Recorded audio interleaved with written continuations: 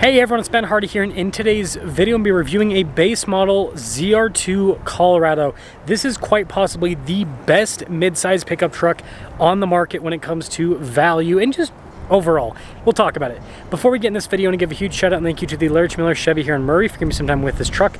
I'll include a link to their website in the description down below so you can check out what they have currently. If you have any questions, just ask for Nick or Gage. Also include a link to my car buying guide. Let's get into it.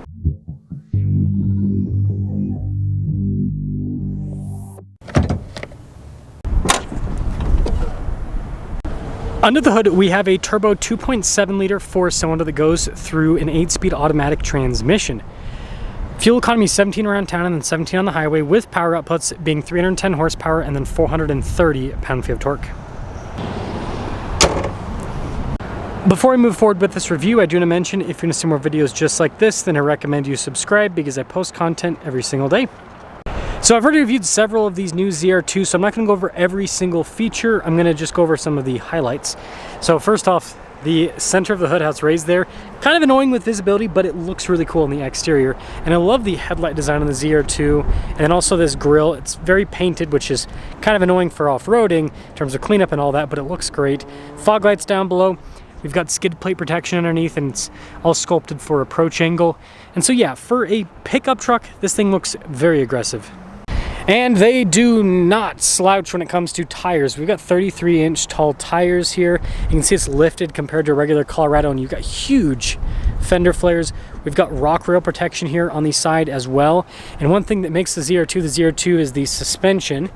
So we have leaf springs. They make things a little bit softer, but the big thing is the multi-matic shocks, multi-chamber system, reliable, durable, also helps out with compression quite a bit. And when you put it all together, the side profile of this truck, I mean, look at that. It's got that Baja wide body appearance. And yes, this is a pickup truck, so we still have a pickup truck bed protection here from the factory. We've got an outlet in said bed, so really cool setup. It looks like we do have the more baseline taillights. They're not bad, but not as fancy as the loaded up ones. But yeah, overall, I mean, the exterior of this truck, it's good looking. And this leads us inside. So with the base model, you actually still get nice trim here on the door panel, which is a nice finish. The seats, however, they're not like full leather. You've got this cloth insert in the center, and the sides are kind of like vinyl, which again is durable, easy to clean. You do get vents here for the rear passengers. Not a massive amount of room though, still a mid-sized pickup truck, right? And then popping up front, same thing with the nice trim on the door panel. And then payload with this truck, 1284, so not crazy.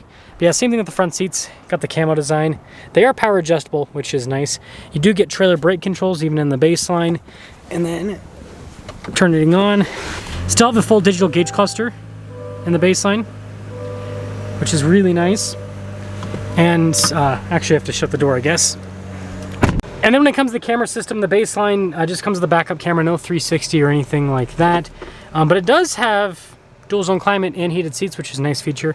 And then all of these Colorados have the same infotainment system, so quick response time, easy enough to use with everything. It says ZR2 there on the side. And don't you worry, it still has the locking diffs front and rear. And then we still have the advanced four-wheel drive system with the drive mode select, so you've got the different drive modes you can go through with it. And then shifter and all of that. But yeah, you're not going to get a sunroof. You're not going to get, you know, air-conditioned seats or anything like that. They keep things more simple with this. And because they keep things more simple with this, the pricing is pretty crazy when you compare it to the Tacoma and the Ranger. So total MSRP, because it's basically just a ZR2 and then you've got destination and all that, $48,395. And, you know, let's drive it and we'll talk about this compared to the competition. Well, let's set off in this bad boy ZR2. I do want to mention, I already did a comparison with the ZR2 versus Tacoma TRD Off-Road, but I guess if you guys want to see base model ZR2 versus Tacoma TRD Off-Road or something, let me know. I know a lot of you'd want to see TRD Pro versus this. That'll be harder to do. I'll have to wait probably till Toyota sends me a TRD Pro demo, which will probably eventually happen in the future. Eventually, we'll see what happens there. But Yeah, this is really exciting. I've wanted to review one of these base models for quite some time, but the ZR2 has been sold out for a long time, and well, finally we've got some inventory. So first off, if you aren't familiar with the new ZR2, this is truly a Tacoma TRD Pro and Ranger Raptor competitor. It's got wheel travel that's very similar to both of those. It's got good ground clearance. It's got a front and rear locking differential. It's got shocks that are great for off-road damping. I've tested these Multimatic shocks in the Silverado ZR2 off-road, and they do a really good job. They really do help out with the damping off-road. So yeah, there is a lot of off-road practicality, off-road capability built into this straight out of the box. And on top of that, on-road, it's pretty fun to drive. So I mean, this turbo 4-cylinder, it's got some torque. I had to slow it down because of this Acura here. Let me adjust this, by the way. But yeah, it's got tons of torque. Look at this. It's quick. And the thing to note is this is more powerful than the base model Tacoma powertrain. It's barely less powerful than the hybrid. The hybrid's still a 4-cylinder with Toyota. And so this pushes, again, 310 for the horsepower. The Tacoma is 326 with the hybrid. This is 430, the Tacoma's 465. So it's a little bit more with the Tacoma, not that much more. It really is not that much more. And I mean, here, kind of over this little bump, the damping's great. This, again, this has Raptor level of damping. I drove a Canyon AT4X AEV edition back to back with a Ranger Raptor, and the Canyon didn't even have the extra jounce bump stops that the ZR2 Bison has, and the damping was better. The damping was better.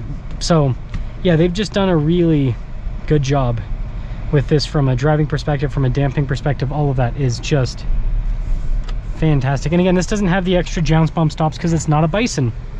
So that is something else to note. So much torque. It's such a fun truck to drive. Super approachable.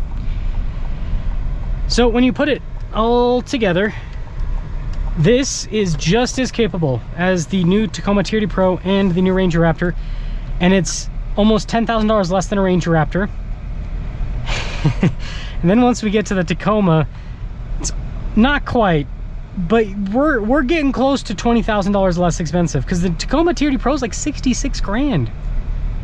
$18,000. That is so much money. And I've driven the new Tacoma TRD Pro. It drives really well. Does it drive $18,000 better? Heck no. Does the Ranger Raptor drive even $10,000 better than this? Well, no. The suspension in this is just as good as the Ranger Raptors. I don't care what Ford fanboys say. I've driven both of them. The suspension's just as good. The Ranger Raptor does have a better engine. So at least Ford, for the extra $10,000, has given us a cooler engine. Still a lot of change. So I think this is best in segment because of the pricing, the price point it's at, the capability that it offers. And again, this is not a situation where, oh, it's less money, but it's way less truck than the competitors. It's just as much truck, and then it's also less money. So yeah, I think Chevy nailed it. I really do think they nailed it with this ZR2 entry level. And then also that Bison package is really cool. That's a really good setup. I mean, you know, I've said this and some people have gotten upset at me, but if I were to get a mid-size off-road pickup truck, I would get a ZR2 Bison, because at $60,000, that has so much skid plate protection because AEV got a hold of it. The bumpers are great. The ground clearance is great. 35-inch tall tires. The bump stops are fantastic. And the thing is, yeah, it doesn't have the crazy power of the Ranger Raptor. It's got enough. It has more than enough to do the crazy Baja off-road driving. So that's my 2 cents on this. And well, all I gotta say is RIP Toyota Tacoma sales, and I think it shows. I'll just put this out here.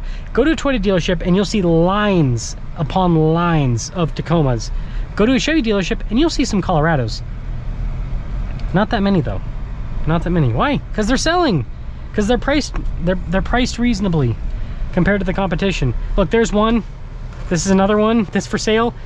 There's probably a few others up front, but yeah. That's all. Let me know your thoughts.